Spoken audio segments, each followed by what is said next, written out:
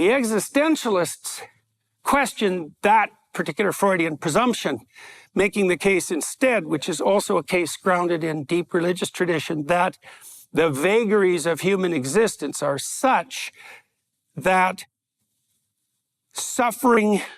capable of generating psychopathology is not necessarily a consequence of trauma, but built into the structure of human existence itself, not least because we're self-conscious, say, and aware of our own mortality, which is a existential problem of sufficient magnitude to give us all grounds for a certain degree of mental illness and perhaps even malevolence in the absence of any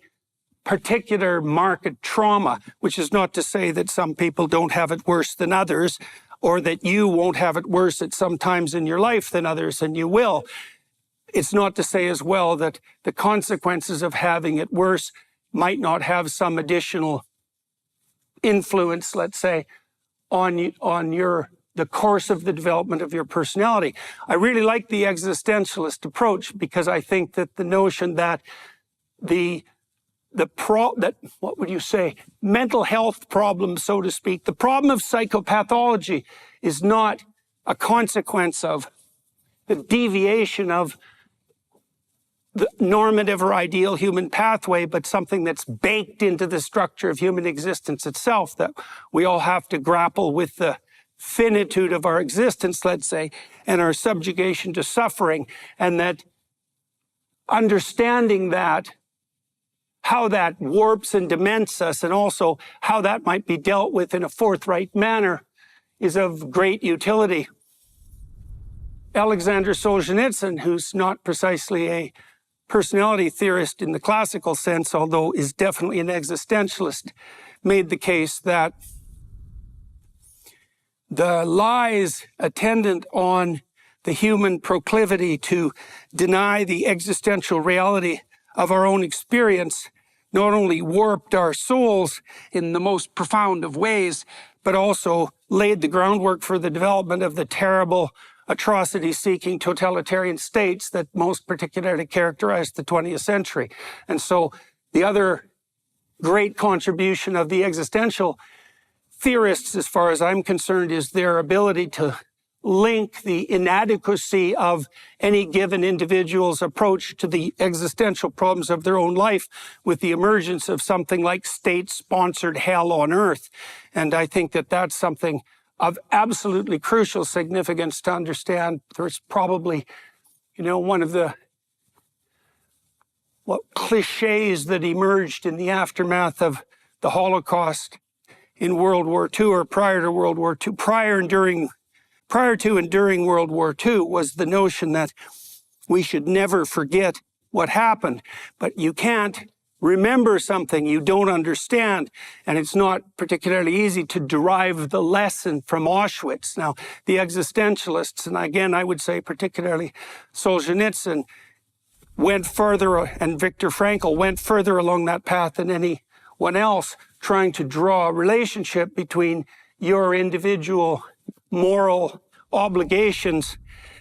your failure to live up to them, and the genesis of the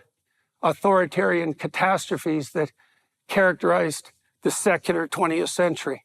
The phenomenologists I find particularly interesting because they, following Heidegger, approach the problem of what constitutes reality in a very unique manner. The more scientifically oriented Enlightenment behaviorist types and the psychometricians make the assumption that the most appropriate way to conceptualize reality, the truest way of conceptualizing reality, is in relationship to its objective truth. Now, there's some problems with that presumption in that our experience of reality, which in some complex way is indistinguishable from reality itself, has an irreducibly subjective element, which the objective tradition has a very difficult time dealing with. The phenomenologists attempted to circumvent that subjective-objective dichotomy by describing reality itself as that which is experienced. And adopting that approach, well, first of all, profoundly transforms the manner in which you think about what constitutes the real if you assume consciously or implicitly that only the objective is real. You cast your own emotions, motivational states, and dreams, fantasies, visions of the future, even the meaning of your life, into something that constitutes some second-order reality or even a non-reality, and that has potentially devastating,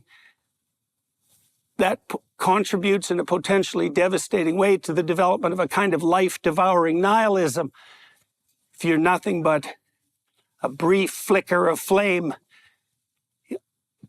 composed of dust on a third-rate planet at the edge of a minor galaxy, it's very easy to become cynical and dismissive about the fact of existence itself and your own life, and reconstituting your idea of what constitutes reality on the assumption that what you experience is the most foundational, is the fundament and the foundation, transfigures the manner in which you might conceptualize the dignity and significance of your own existence. And that's crucial existentially, because if you have contempt for yourself, as a second-order reality, let's say, it's very easy for that to become contempt for other people and even contempt for existence itself. And that's a very dangerous road to walk down, and one whose nature has been laid out